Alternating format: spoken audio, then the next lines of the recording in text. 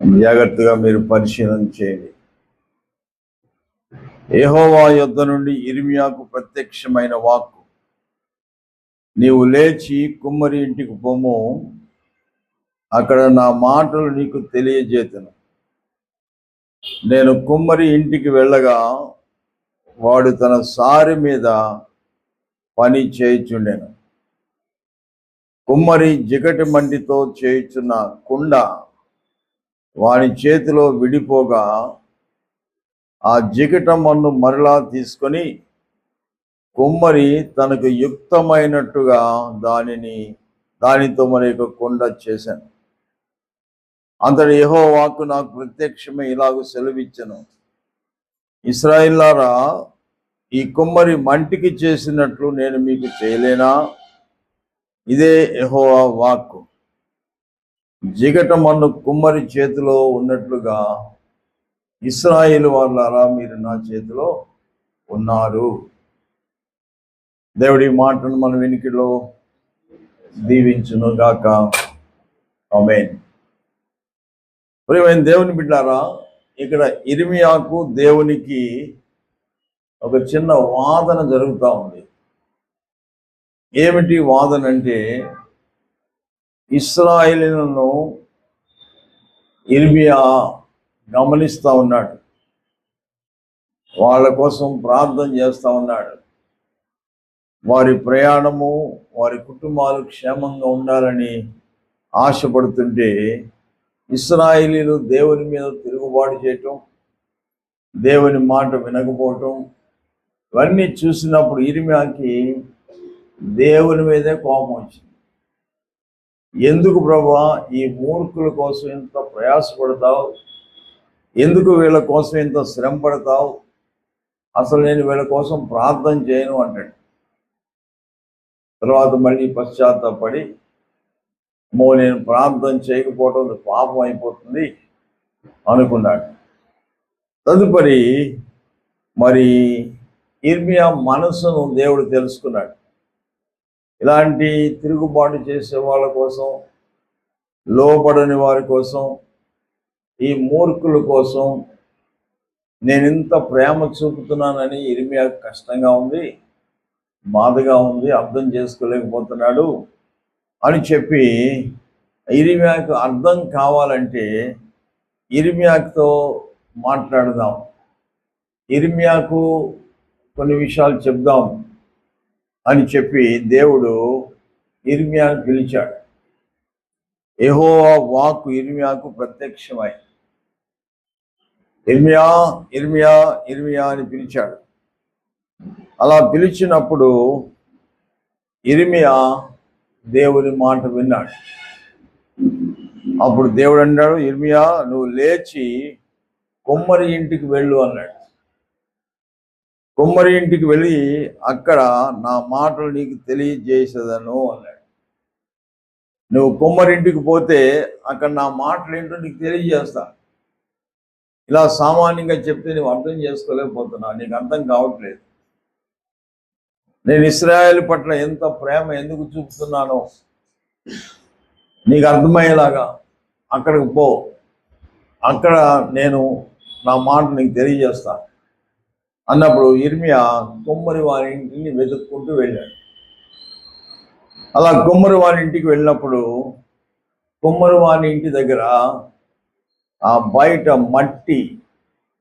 మట్టి పడి ఉంది. ఆయన తెచ్చిపాడు, మట్టి పడేశాడు. కుమ్మరి వారి ఇంటి దగ్గర ఎప్పుడు కూడా మట్టి ఉంటుంది. దేనికి మట్టి ఉంటుంది?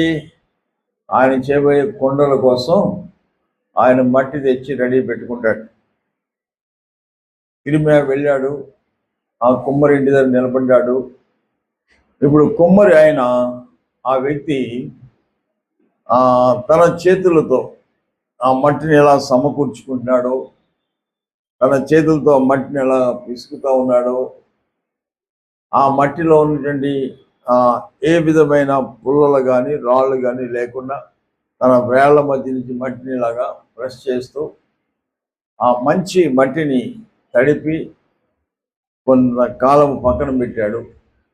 ఆ తర్వాత దాన్ని టైం వచ్చినప్పుడు దాన్ని తన చేతులతో తీసుకొని సారె మీద పెట్టాడు. సార మీద పెట్టినప్పుడు తనకు యుక్తమైనట్లుగా, తనకు నచ్చినట్లుగా ఒక పాత్రను చేస్తున్నాడు. కొన్ని కూజాలుగా చేస్తాడు, కొన్ని అన్నం వండుకునే దాకల్లా చేస్తాడు. తన ఇష్టం. ఆయన కుమ్మరి కాబట్టి. అలాగే చేసిన కుండలలో అన్నీ కూడా తయారైన పక్కన పెడతా ఉంటాడు. అవి ఒక రోజు 2 రోజులు ఆరిపోయిన తర్వాత అన్నీ కాకపోయినా 1, 2 విడిపోతాయి. అరే అన్నీ బాగున్నాయి, విడిపోయినాయి ఏంటని దాని మీద కోప్పడ్డు. ఇంత కష్టపడి చేశాను అని దాని మీద కోప్పడి నేలకేసి కొట్టడు. దాన్ని తీసి పక్కన పెడతాడు. పెట్టి మళ్ళా దాన్ని తడుపుతాడు. ఎందుకు ఇది ఎట్లా విడిపోయింది, కారణం ఏంటని దాన్ని మళ్ళా తడిపి ఆ మట్టిని ముద్దగా చేసి చూసుకుంటూ ఉంటాడు. ఎక్కడో ఒక చిన్న రాయి పలుకు లేదా చిన్న పుల్ల తన చేతిలో దాటిపోయి అది మట్టి ముద్దగా అయినప్పుడు దాన్ని తయారు చేశాడు కనుక ఆ లోపము దాన్ని విడగొట్టింది. ఆ కుండ విడిపోయింది అన్నమాట. అలాంటి దాన్ని మరలా తిరిగి ముద్దగా చేసి మళ్ళీ సారె మీద పెట్టి తనకు యుక్తమైనట్లుగా, తనకు నచ్చినట్లుగా ఇంకో పాత్ర చేస్తున్నాడు. ఇదంతా ఇర్మియా ఓపికతో చూశాడు. తర్వాత ఇంటికి వచ్చాడు. వచ్చిన తర్వాత ఇర్మియా, నీవు కుమ్మరింటికి వెళ్ళావా? అయ్యా వెళ్ళాను. ఏం చూసావు? అమ్మో, అంత ప్రయాస, అంత శ్రమ కుమ్మరికి ఉండటం నాకు ఆశ్చర్యంగా ఉందయ్యా. నేను వెళ్ళాడికి సారి మీద కుండలు చేస్తున్నాడు. కుండలు చేసి ఆరబెట్టాడు. ఆరబెట్టిన దాంట్లో 1, 2 విడిపోయాయి. ఇంత కష్టపడి చేశాను కదా, ఎందుకు విడిపోయారని ఆయన కోప్పడలేదు, నేలకేసి కొట్టలేదు. కానీ దాన్ని మళ్ళా తన చేతిలోకి తీసుకొని దాన్ని తడిపి లోపాన్ని కనుగొని దాన్ని బయట పడేసి మళ్ళా కుండ చేశాడు. నాకు చాలా ఆశ్చర్యం కలిగింది అన్నాడు. మరి కుమ్మరివాడు మట్టికే అట్లా చేస్తే నేను ఇశ్రాయేలీయులను అను మిమ్మల్ని ఎట్లా పారేయగలను, ఎట్లా అసహించుకోగలను? నేను చేసిన వారు మీరు. అలాగనే కుమ్మరి వాని చేతిలో మట్టి ఉన్నట్లుగా మీరు నా చేతిలో ఉన్నారు. నా చేతిలో ఉన్నారు మీరు. కుమ్మరివాడు మట్టికి ఎలా చేస్తే నేను మీకు చేయలేనా అని చక్కని ప్రశ్న వేశాడు. అప్పుడు ఇర్మియాకి బాగా అర్థమైంది. కొన్నిసార్లు దేవుని విషయాలు కొంతమందికి మందిరంలో ఉండగా అర్థం కావు.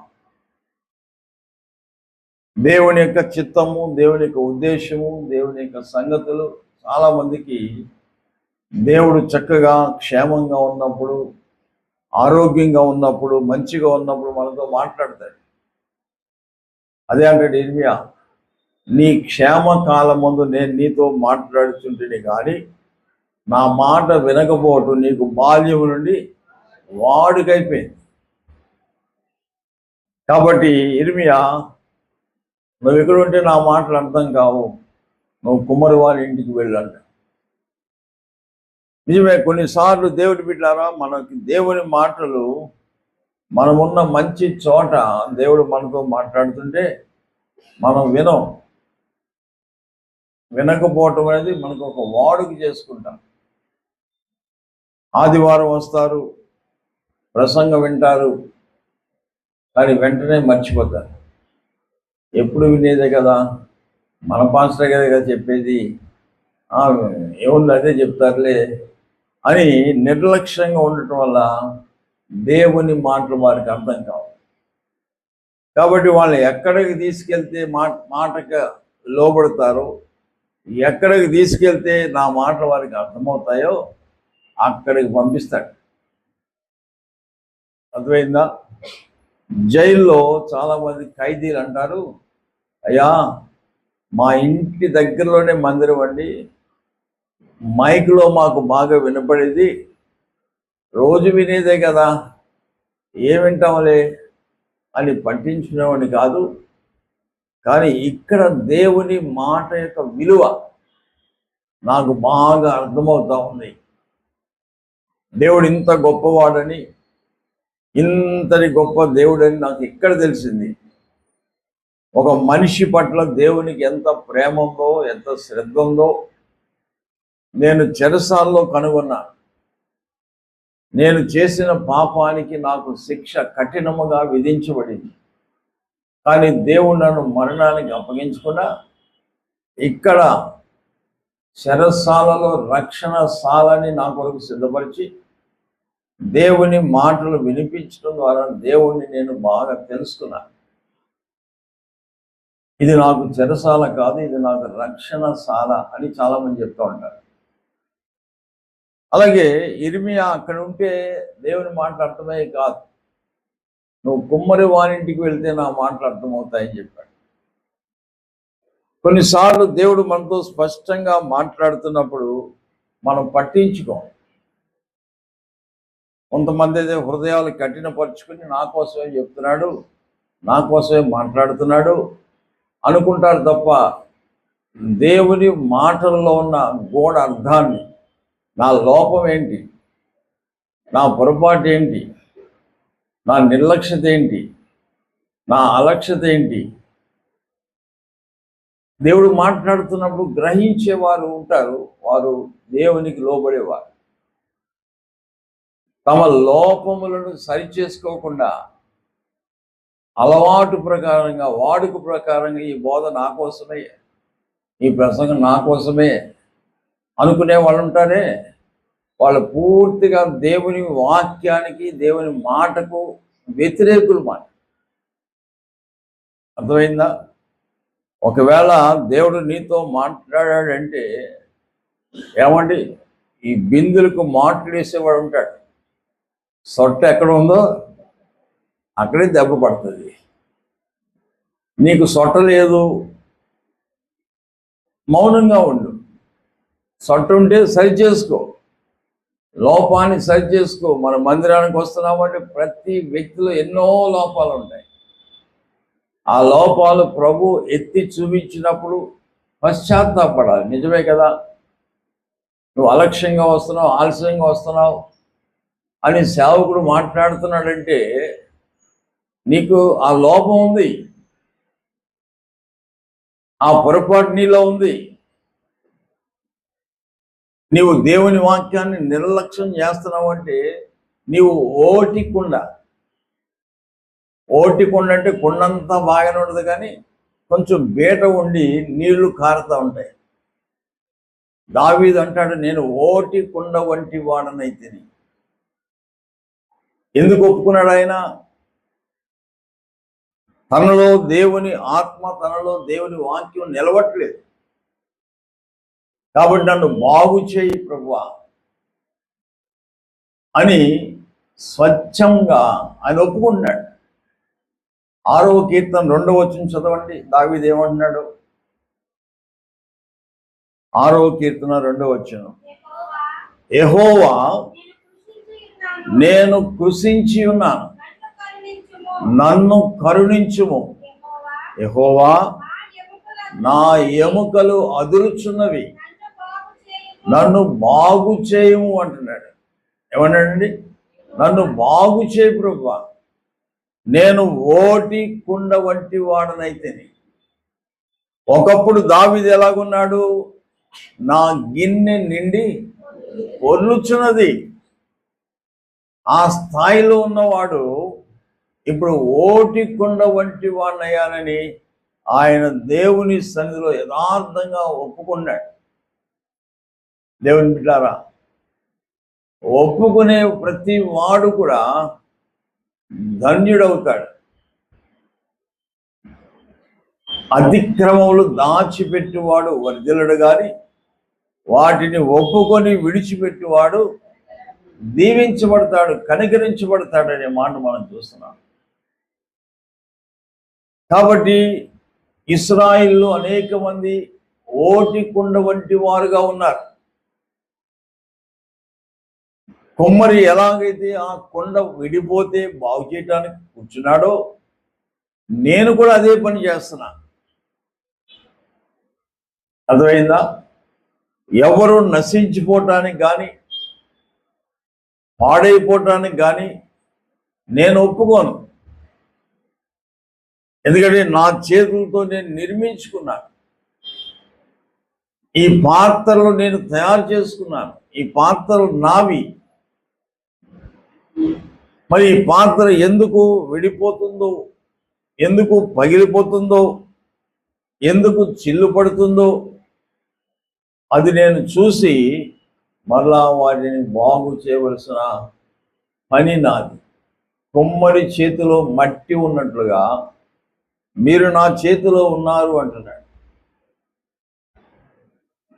అర్థమైందా? కాబట్టి దేవుని బిడ్డారా, యెషయా గ్రంథము 66వ అధ్యాయము 64వ అధ్యాయం, యెషయా గ్రంథం 64వ అధ్యాయం 8వ వచనాన్ని చదువుకుందాం. యెహోవా, మీరే నాకు తండ్రివి, నేను జిగటమన్ను, నీవు మాకు కుమ్మరి వాడవు. చూసారా దేవుని బిడ్డ, ఎంత గొప్ప మాట. మేము జిగటం వంటి వారం, నీవు కుమ్మరి వంటి వాడు. మమ్మల్ని తయారు చేసిన వాడు. మనల్ని ఎలా తయారు చేశాడు ఆయన తెలుసా మీకు? మిమ్మల్ని ఎలా చేశాడో దేవుడు, నన్ను ఎలా చేశాడో దేవుడు నాకు తెలుసు. మీకు తెలుసా మిమ్మల్ని ఎలా చేశాడు దేవుడు? తన పోలికలో, తన స్వరూపంలో నరుని కలుగు చేశాడు. ఇంకా ఎట్లా చేశాడు దేవుడు? ప్రసంగి 7:29 అంటాడు, ఇది ఒకటి మాత్రం నేను కనుగొంటిని, దేవుడు నరులను యథార్థవంతులుగా పుట్టించాడు. ఎలా పుట్టించాడు దేవుడు? యథార్థవంతులుగా పుట్టించాడు. కానీ వారు వివిధమైన తంత్రములు కల్పించుకున్నారట.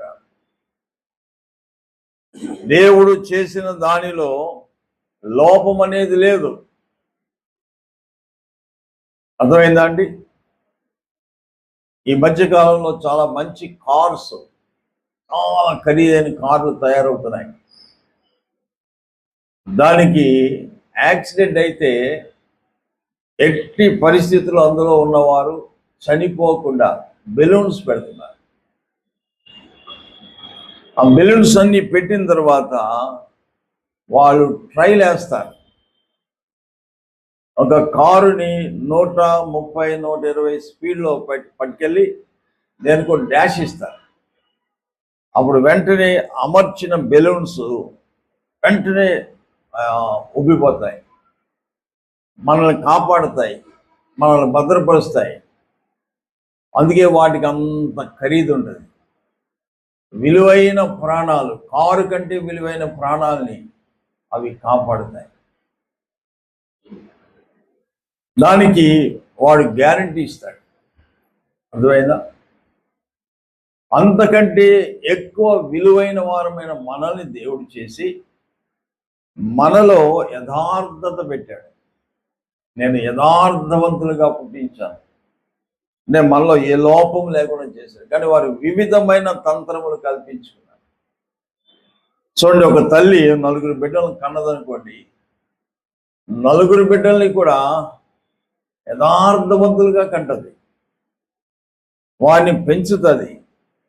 ఒకడు డాక్టర్ అవ్వాలి, ఒకడు లాయర్ అవ్వాలి, ఒకడు లెక్చరర్ అవ్వాలి. ఇలాంటి కోరికలు కలిగి ఆ బిడ్డలను పెంచినప్పుడు ఒకడు తాగుబోతు కావచ్చు, ఒకడు నరహంతకుడు కావచ్చు, ఒకడు తిరుగుబోతు కావచ్చు, ఒకడు చాలా మంచివాడై ఉన్నత స్థితిలో ఉండొచ్చు. ఇప్పుడు లోపము తల్లిది కాదు. తల్లి ఆ ఉద్దేశంతో బిడ్డలను కనలేదు. వారిని మంచివారుగా కానీ వారు వివిధమైన తంత్రములు కల్పించుకున్నారు.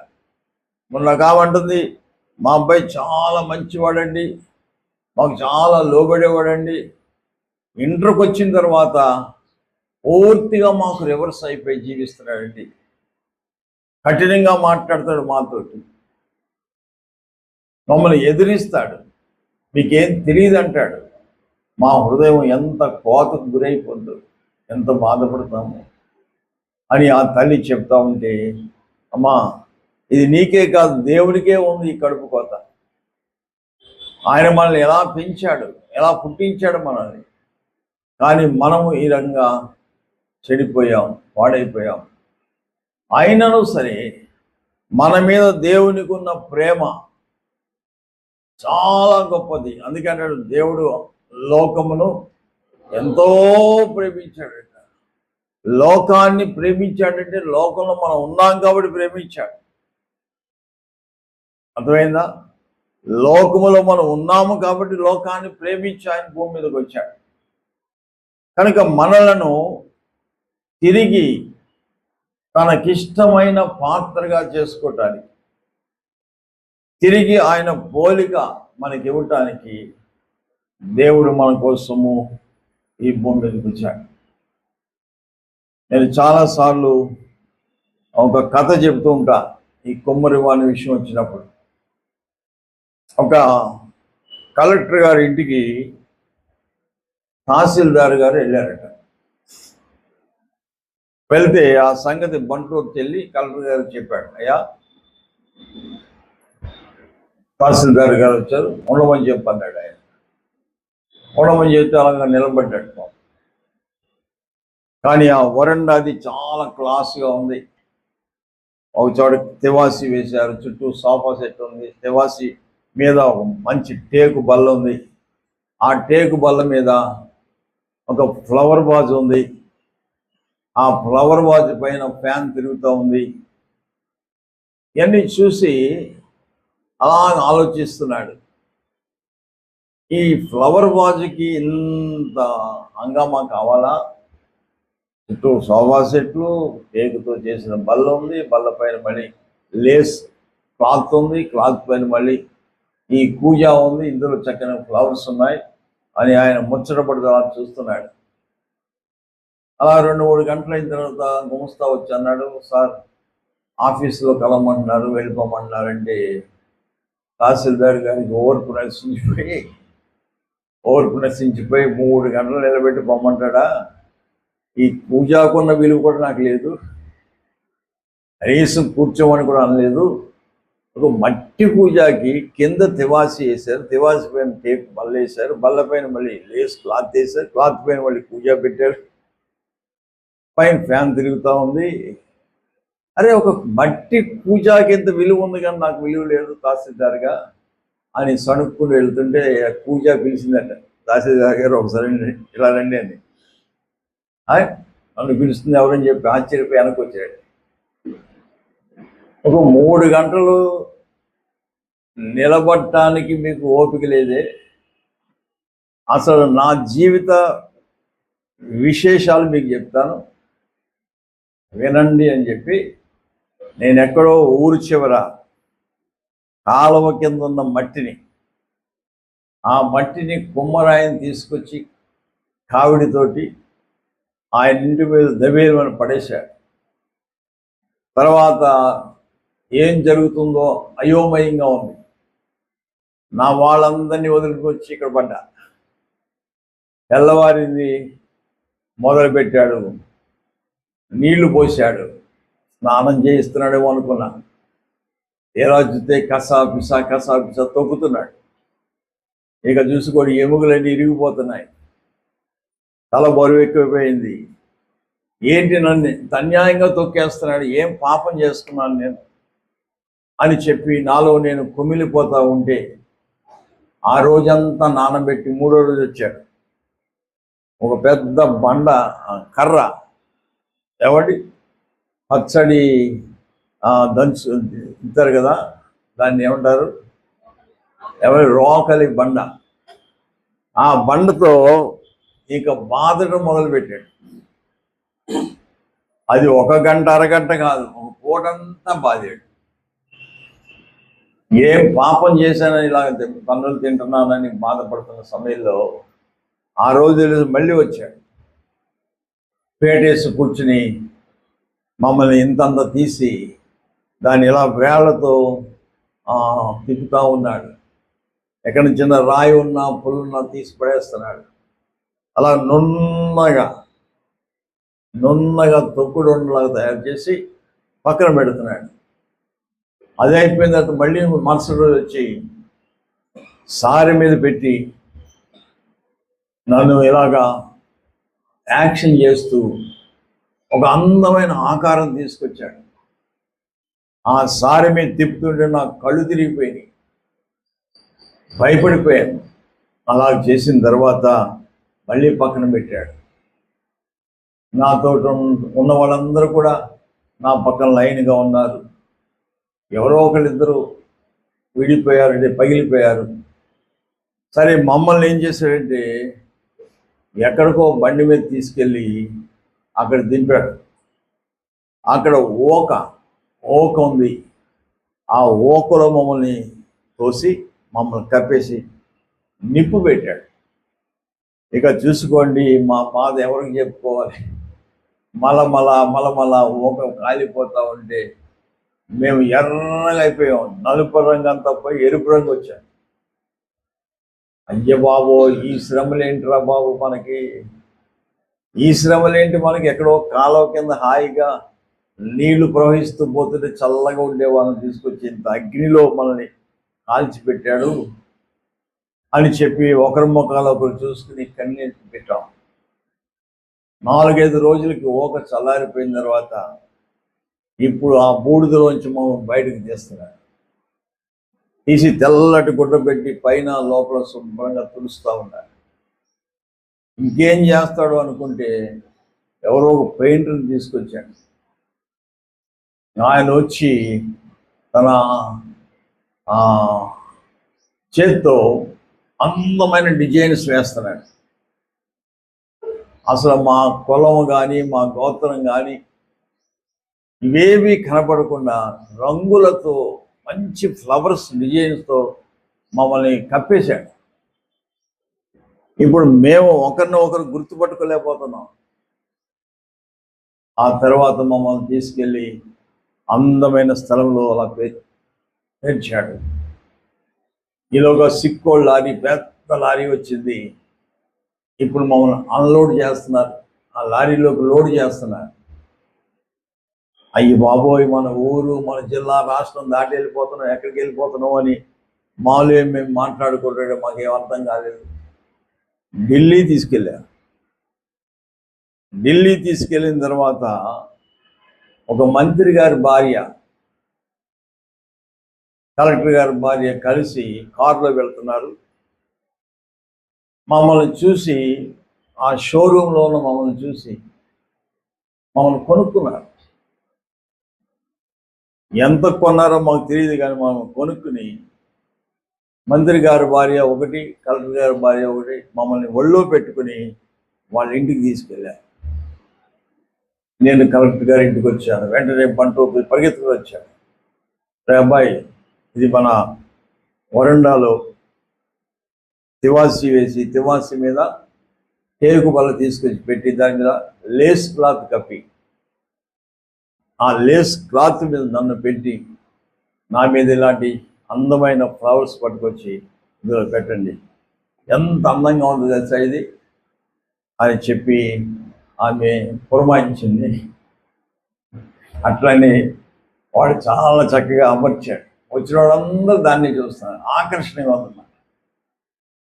అప్పుడు తహసీల్దార్ చెప్పామయ్యా, ఇన్ని శ్రమలు పడి, ఇన్ని బాధలు పడితే ఇక్కడికి వచ్చా, నువ్వు 3 గంటలు నిలబడలేకపోయావు, నన్ను తిట్టుకుంటున్నావు, నా మీద సనుక్కుంటున్నావు, నాతో పోల్చుకుంటున్నావు, సరిపోతావా నువ్వు అని చెప్పినప్పుడు తహసీల్దార్ ఆశ్చర్యపోయి, అమ్మ బాబోయ్, నీ వెనకాల ఇంత శ్రమ ఉందామా, ఇంత ప్రయాసం ఉందా నాకు తెలియదు, నువ్వు చాలా గొప్పదాను అని చెప్పి అప్పుడు వెళ్ళాడు. అంటే దేవుని బిడ్డలు మనం అర్థం చేసుకోవాలి. దేవుడు మనకు కొన్నిసార్లు శ్రమలు కల్పిస్తాడు, బాధలు కల్పిస్తాడు. అర్థమైందా? వాటి తర్వాత మనకు ఉండేటువంటి ఆ విలువ ఉంది, ఆ విలువ దాన్ని మనం వెలకట్టలేమాట.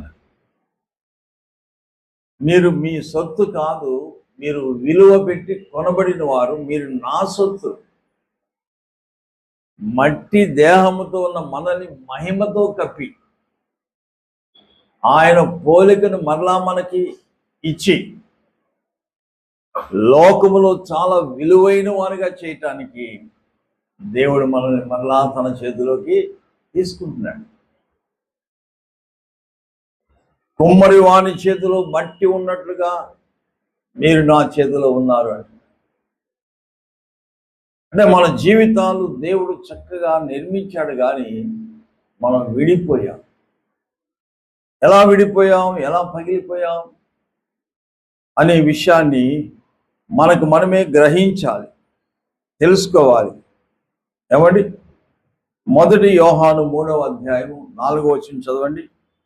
1 యోహాను 3వ అధ్యాయం 4వ వచనం. పాపము చేయి ప్రతివాడును ఆజ్ఞను అతిక్రమించను. ఆజ్ఞాతిక్రమమే పాపం. అది దేవుడు మనల్ని చేసి మనకు కొన్ని ఆజ్ఞలు ఇచ్చాడు. ఎవరైతే ఆజ్ఞ అతిక్రమిస్తారో వారు విడిపోతారు అన్నమాట. అంటే విడిపోతారంటే బీట మారిపోతారు. ప్రభు అయిన తండ్రి అయిన దేవుడు ఆదాము అవ్వలకు కొన్ని ఆజ్ఞలు ఇచ్చాడు. ఈ చెట్టు పండు మీరు తినడానికి వీల్లేదు, మిగిలిన పండ్లన్నీ తినండి, కానీ ఈ పండు తినద్దు అన్నాడు. వారు ఏం చేశారు? ఆజ్ఞ అతిక్రమించారు. కాబట్టి వారు దిగంబరులు అయిపోయారు,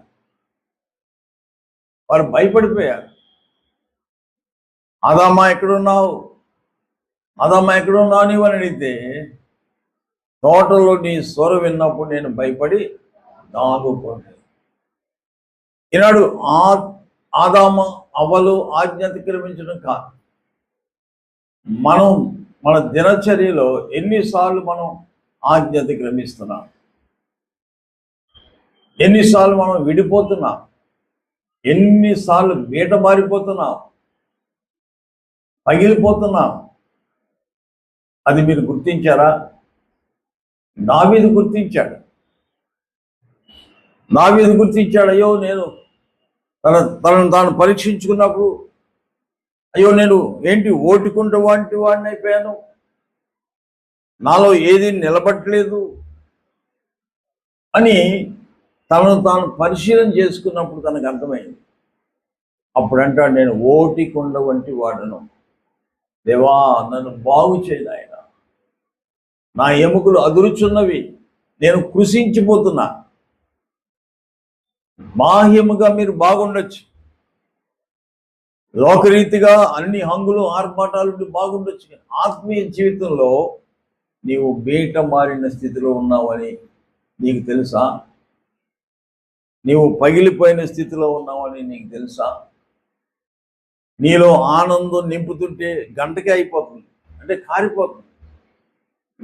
నీలో సంతోషము, మందిరంలో ఉన్నంతసేపు బాగుంటున్నావు, పాటలు పాడుతున్నావు, సంతోషంగా ఉన్నావు, 4 అడుగులు బయటికి వెళ్ళేటికి అది కారిపోతుంది. అంటే బీట మారిన స్థితిలో ఉన్నామనే సంగతి మనకు చెప్పకనే చెప్తా ఉంది వాక్యం. వాక్యం నీలో నిలబట్టలేదు అంటే ఎక్కడో చిల్లు ఉన్నమాట. వాక్యం నీలో జ్ఞాపకం ఉండట్లేదు, వాక్యం నీలో నిలవఉండట్లేదు. వాక్యం మనలో నిలవ ఉన్నప్పుడు వాక్యం మనకి ఎంతగానో తోడై ఉంటుంది. వాక్యం మనల్ని బలపరుస్తుంది, సరిచేస్తుంది. ఈనాడు వాక్యము మనలో నిలవట్లేదు. లూకా సువార్తలో మరి అంటది 2వ అధ్యాయంలో, లూకా సువార్త అయితే మరియా ఆ మాటలన్నీ ఏమండి మరి ఏం చేస్తుందంట? ఆ మాటలన్నీ తన హృదయములో తలపోసుకొనుచు భద్రము చేసుకొనెను. విన్న మాటలు, విన్న వాక్యము అనుదినము తనలో తాను తలపోసుకుంటూ వాక్యాన్ని హృదయంలోంచి బయటికి పోకుండా భద్రపరుచుకుంటుంది. తన హృదయం అనే ఆ పాత్రలో వాక్యము నిలిచి ఉంటుంది. కాబట్టి ఆమె వాక్యమందు సంతోషిస్తూ ఉంది. దేవుని బిడ్డలారా, ఎందుకు మన యొక్క జీవితాలు విడిపోతే ఏమవుతుంది? ఇప్పుడంటే స్టీల్ పాత్రలు వచ్చినాయి, కానీ పూర్వకాలం మట్టి పాత్రలోనే పాలు పోయించుకునేవారు. ఆ పాత్ర ఎక్కడ కొంచెం చిల్లు ఉన్న పాలన్నీ కారిపోతాయి కదా. కాబట్టి మనము విడిపోయాము అనే విషయాన్ని ఇశ్రాయేలు ముందుగా ఒప్పుకుంటారు. ఇశ్రాయేలు చెప్తున్నారు, విలాప వాక్యములు 5వ అధ్యాయం 16వ వచనంలో, విలాప వాక్యములు 5:16 ఏమందంటే, మేము పాపము చేసి ఉన్నాము, మాకు శ్రమ, మా తల మీద నుండి కిరీటము పడిపోయేను. మేము పాపము చేసి ఉన్నాము, మాకు శ్రమ, మా తల మీద ఏం పడిపోయిందట? కిరీటం పడిపోయింది. ఇక కిరీటం పడిపోతే ఇక వాడు వట్టివాడే. అర్థమైందా?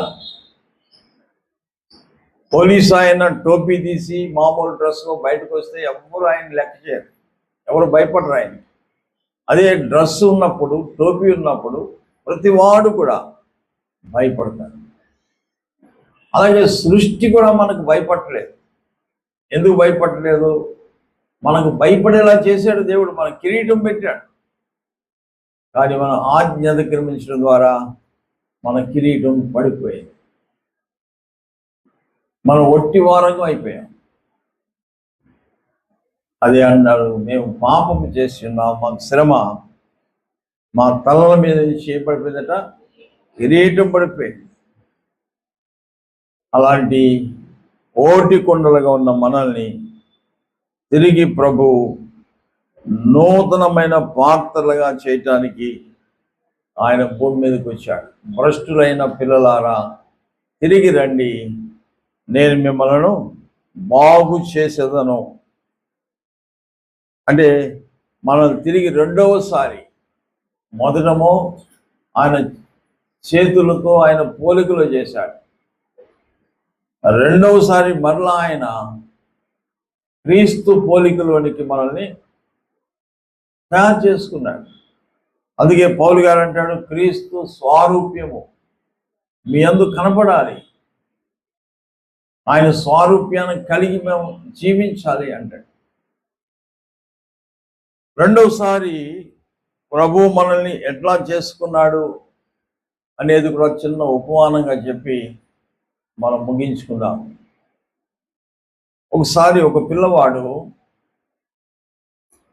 ఒక చిన్న పడవను తయారు చేశాడు.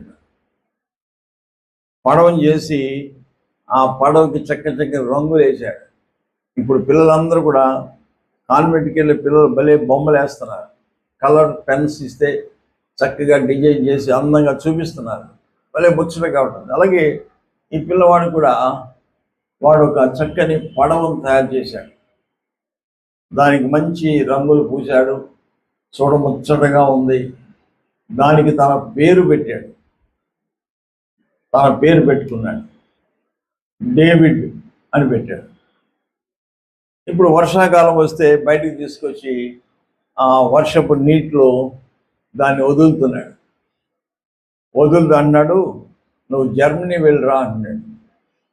అంటే ఆ పడవ అలాగే వెళ్ళి మళ్ళీ అటు గాలికి నీటికి కొట్టుకుంటా తిరిగి మళ్ళీ తన దగ్గరికి వచ్చేస్తుంది.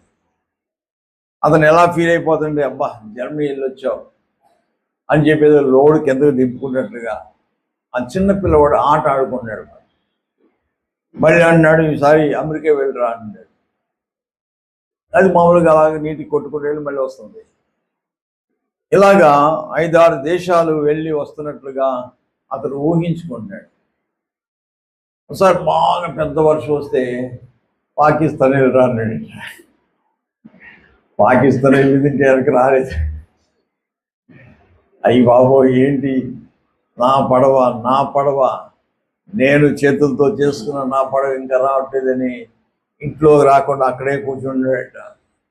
అలా పరిగెత్తుకొని, నాయన ఏంట్రా ఇక్కడ ఉన్నావు, చీకటి పడిపోయింది. ఇంకా లేదమ్మా, నా పడవ పాకిస్తాన్ వెళ్ళింది, అది వస్తుంది, తప్పకుండా వస్తుంది, జర్మనీ వెళ్ళి వచ్చింది, అమెరికా వెళ్ళి వచ్చింది. పాకిస్తాన్ కూడా వెళ్ళొచ్చేస్తాంటే లేదురా, ఏ ఉగ్రవాదులు కాల్ చేసుకుంటారు అంటే లేదు, తప్పకుండా వస్తుంది, నాకు విశ్వాసం ఉంది, నేను చేసుకున్నాను, నా చేతులతో చేసుకున్నాను నేను అని ఏడుస్తున్నాడు. సరే నాన్న ఇంకోటి చేస్తుంది కానీ ఇంకోటి కొనుక్కుంది కానీ అంటే ఎప్పుడు కుదరదు, నాకు అదే కావాలి, నా పడవ, నా పేరు కూడా ఉంటుంది డేవిడ్ అని అంటాడు.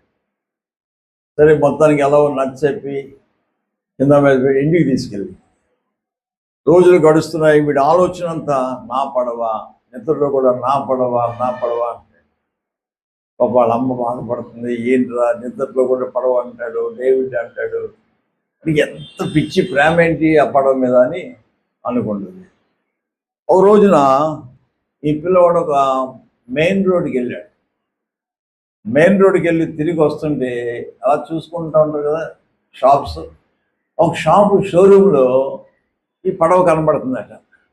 అంతే పరిగెత్తుకున్న వాళ్ళ అమ్మ చేయి వదిలిపెట్టి ఆ షాప్లోకి వెళ్ళిపోయి ఏమండి ఈ పడవ నాదండి, అదిగో డేవిడ్ అనే పేరు ఉందండి, నాదండి, నేను చేశానండి అన్నాడు. ఆ షాప్ ఆయన నవ్వుకుంటాడు, ఏం బాబు కానీ షాప్ నాదని చెప్పలేదు, అది ఏం బోడద డబ్బు పెట్టుకున్నానయ్యా, నేను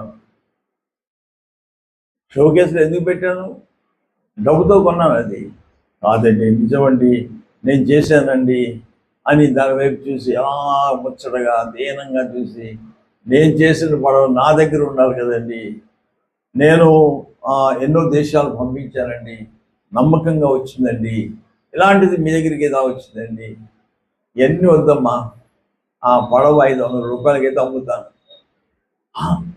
అని చెప్పేసి గొప్ప ఇంటికి వెళ్ళిపోయాడు. వాళ్ళ చుట్టాలు పట్టాలు అందరూ ఇచ్చిన డబ్బులన్నీ ఇన్ని ఉండి పగలగొట్టి ఆ చిల్లరంతా వెతికితే 510 రూపాయలు ఇచ్చినాయి. ఇంకంతే అండి, జేబులు వేసుకుని పరుగుల మీద ఇంకెవడని కొనేస్తాడేమో దాన్ని తిన్నగా వెళ్ళి షాప్ అతని ముందు చిల్లరంతా పెట్టాడు. షాప్ ఆయన ఆశ్చర్యపోయాడు, అరే చిన్న పిల్లవాడు ఎన్ని డబ్బులు పోగేశాడా అని లెక్క పెడితే 510 రూపాయలు వచ్చింది.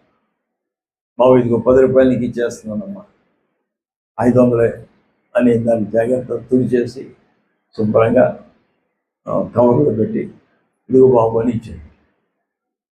ఇప్పుడు ఆ పిల్లోడు పడవతో మాట్లాడుతున్నాడు, ఏ పడవా, ఓ పడవా, నువ్వు 2 సార్లు నా దానివయ్యావు.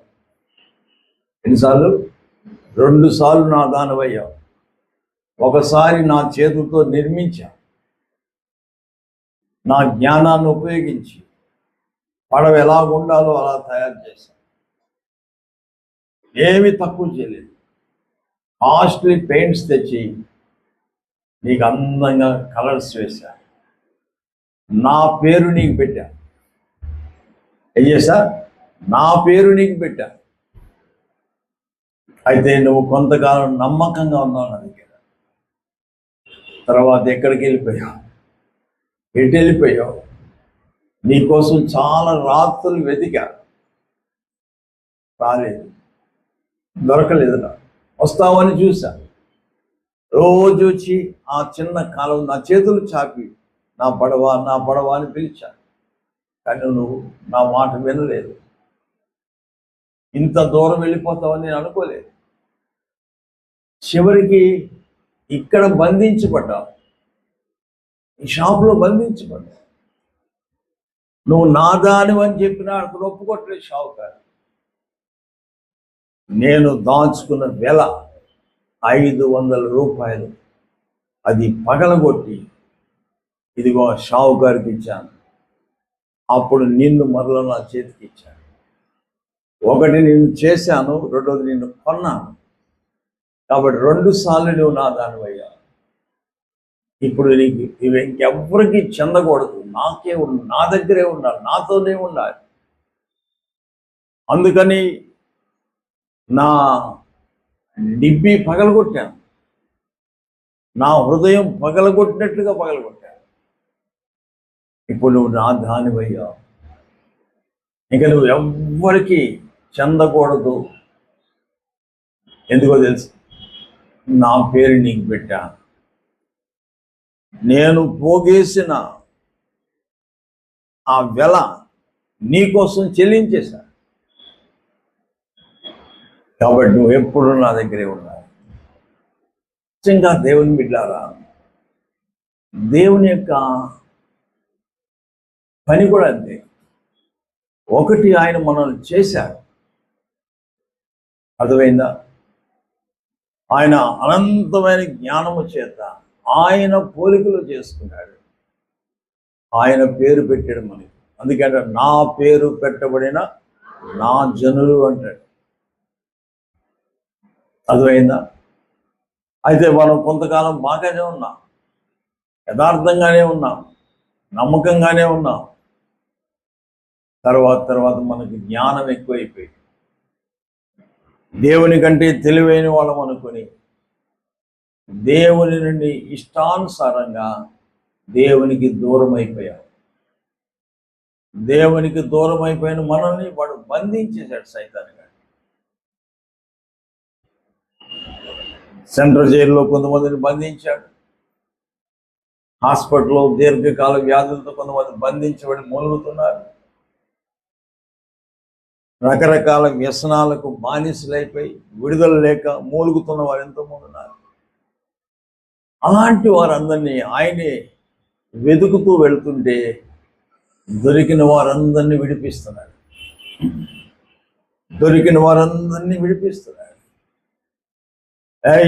వీడు నా సొత్తు, నా మనిషి అని సైతాన్గా అంటుండే దేవుడు అన్నాడు, అతను ఎంత వెలైనా సరే నేను కొంటాను.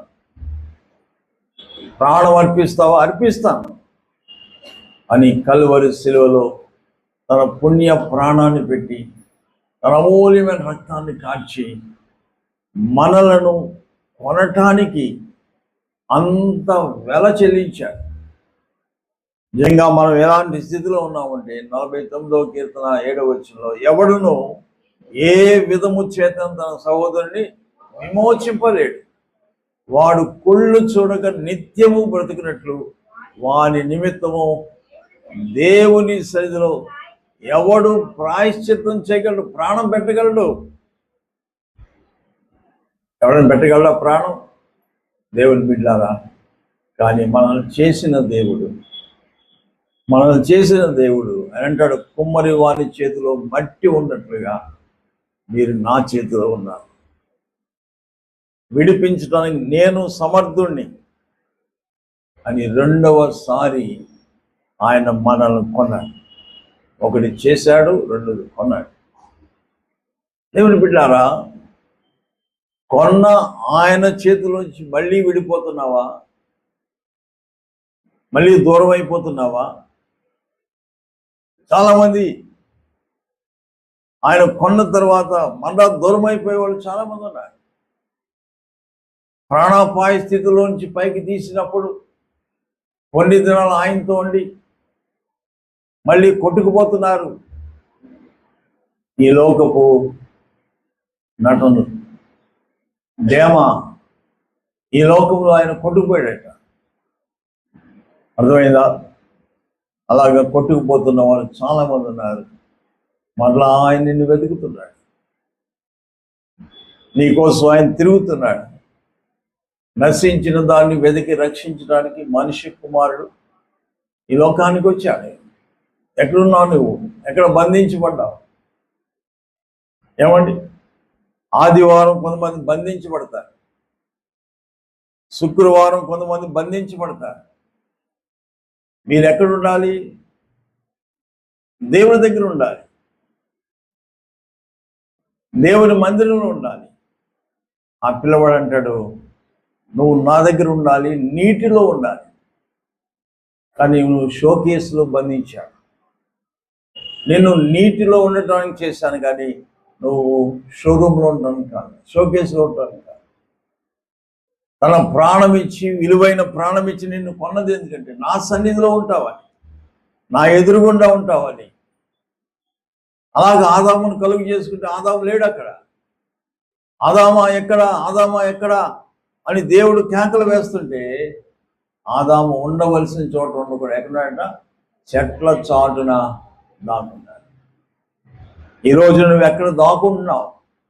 దేవుడు పిలుస్తున్నాడు, ఆదామా ఎక్కడ నీవంటే ఏమండి? ఇంట్లో దాక్కుంటున్నారా?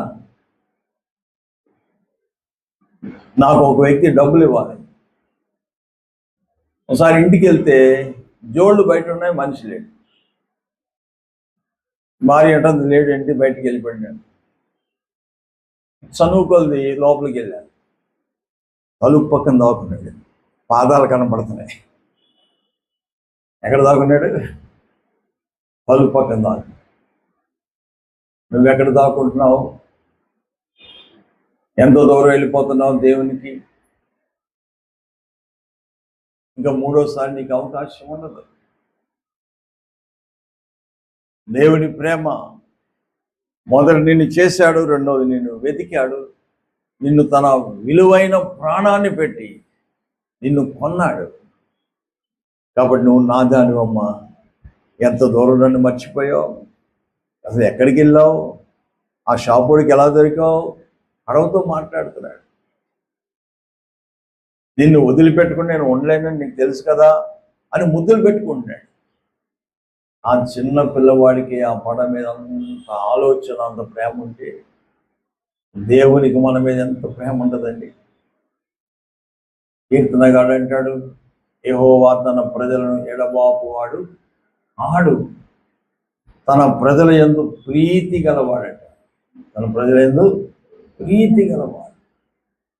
తప్పిపోయిన కుమారుడే కొన్ని దినాలు కనబడకుండా దూరంగా వెళ్ళిపోయిన పిల్లవాడు వస్తే ఆయన ప్రేమ కౌగిలించేసుకుంది, ముద్దు పెట్టేసుకుంది. నా కుమారుడా, ఎంత దూరం వెళ్ళిపోయావా? ఎక్కడికి వెళ్ళిపోయావమ్మా? ఎక్కడున్నావురా? ఏం తిన్నావురా అని చెప్పి ఆ తండ్రి ప్రేమ గుండె పగిలిపోయేలాగా ఆయన ప్రేమించాడు. కనుక ఇంత ప్రేమ గల దేవుడు, సృష్టికర్త అయిన దేవుడు, మనం ఎప్పుడు ఆయన దగ్గర ఉండాలని, ఆయనతో ఉండాలని ఎంత ఇష్టపడుతుంటే మనం కఠినపరుచుకొని, మన హృదయాలు కఠినపరుచుకొని దేవునికి దూరంగా ఉంటున్నావు. నువ్వెంత దూరం వెళ్ళిపోయినా, ఎక్కడికి వెళ్ళిపోయినా రావలసిన ఒక రోజు ఉంది. నువ్వు ఎక్కడికి పోయినా దేవుడు ఏదన్నాడు, ఇశ్రాయేలు నీవు రానుద్దేశించిన నా యొద్దకే రావు. నేనే నీ దేవుణ్ణి, నేనే నీ గతి. అర్థమైందా? ప్రియమైన దేవుని బిడ్డారా, మాకు తెలిసిన ఒక ఆయన పలుమార్లు మాలేసేవాడు. ఒకరోజు నేను కూర్చోబెట్టి, అయ్యా సత్యాన్ని తెలుసుకోండి, దేవుడిని తెలుసుకోండి అయ్యా అంటే అన్నాడు, ఏమండి థామస్ గారు, ఎప్పటికైనా నేను అక్కడికి రావాల్సిందే అన్నాడు. ఏంటంట, ఎప్పటికైనా నేను అక్కడికి రావాల్సిందే, మందిరానికి రావాల్సిందే తెలుసు ఆయనకి. కానీ దూరంగా ఆలస్యం చేస్తున్నాడు. సంఘంలో ఉన్న విశ్వాసులకు తెలుసు దేవుడు ఎప్పటికైనా ఆయన పాదాల దగ్గర రావాల్సిందే. కానీ ఈలోగా ఇష్టానుసారంగా దేవునికి దూరం అవుతున్నారు. దేవుణ్ణి బాధ పెడుతున్నాం మనం. ఆయన చేతులతో నిర్మించాడు మనల్ని. ఆ విషయాన్ని ఎప్పటికీ మనం మర్చిపోకూడదు. నేను నా అవయవ నిర్మాణాన్ని చూసి దేవునికి ఎంతో కృతజ్ఞత చెల్లిస్తాను. కొంతమందికి ఇక్కడ తొర్రె ఉంటుంది, కొంతమంది బొగ్గులాగా ఉంటారు, కొంతమంది పొట్టిగా ఉంటారు, కొంతమంది ఇంకేదో అవయవ లోపాలు కలిగి ఉంటారు. ఎన్ని చూసినప్పుడు ప్రభా నన్ను ఇంకా చక్కగా చేసావు నాయన, నీకు వందనాలు ప్రభా, ఏ లోపం లేకుండా చేసావు ప్రభా. ఈ దేహము దేవుని మహిమపరచడానికే కదా, నిన్ను మహిమపరచడానికి నన్ను వాడుకో ప్రభా అని దేవుని స్తుతిస్తూ ఉంటాను. దేవునికి కృతజ్ఞతలు చెప్పుకుంటూ ఉంటాను. మరి దేవుని సన్నిధిలో ఒకవేళ నువ్వు విడిపోయి ఉంటే, కొమ్మరి అయిన పరమ తండ్రి ఈ మధ్యాహ్నం చేతులు చాపుతున్నాడు. నేను నిన్ను బాగు చేస్తాను, నేను నిన్ను బాగు చేస్తాను. రండి. భ్రష్టులైన పిల్లల, పాడైపోయిన వాళ్ళ, చెడిపోయిన వాళ్ళ, సమాజంలో ఎందుకు మీరు విలువ లేకుండా ఉంటున్నారు? సమాజం మిమ్మల్ని దూషిస్తూ ఉంది, అసహించుకుంటుంది. నా యొద్దకు రండి, మిమ్మల్ని విలువైన వారిగా చేస్తాను, గొప్పవారిగా చేస్తాను. మంచివారిగా చేస్తారు, నీతిమంతులుగా చేస్తారు, పరిశుద్ధులుగా చేస్తారు అని దేవుడు తన చేతులు చాపుతున్నాడు. అలాగా ఉన్న సమయంలో శంకరు వచ్చాడు దేవుడి దగ్గర. శంకరు వచ్చి తన స్థితి చెప్పుకున్నప్పుడు దేవుడు అతన్ని బాగు చేసి నీతిమంతుడిగా చేశాడు. ఎంత అద్భుతం అండి! అలాంటి కృప, అలాంటి గొప్పతనం, పరిశుద్ధత, నీతిమంతులుగా మన సమాజంలో నిలబెట్టడానికి దేవుడు తన ప్రజలను, తన పిల్లలను పిలుస్తున్నాడు. ఎవరైతే దానికి మాటకు లోబడి వస్తారో వారిని నీతిమంతులుగా చేస్తారు. దేవుని బిడ్డలారా, సన్యాసరావుని సంతోషరావుగా మారుస్తున్నాడు. మరిడమ్మను మరియమ్మగా మారుస్తున్నాడు. అర్థమైందా? ఈ మధ్యాహ్న కాల సమయంలో దేవుని మాటలు మన హృదయంలో ఫలింపజేయును గాక. ఆమేన్. ప్రార్థన చేసుకుందాం. ప్రేమగల మా తండ్రి, కృపగల దేవా, ఈ పరిశుద్ధ మాటలు, జీవపు మాటలు మా హృదయాలు ఫలింప చేయమని యేసు ప్రభువు వారి పేర ప్రార్థించి వేడుకుంటున్నాం తండ్రి. ఆమేన్.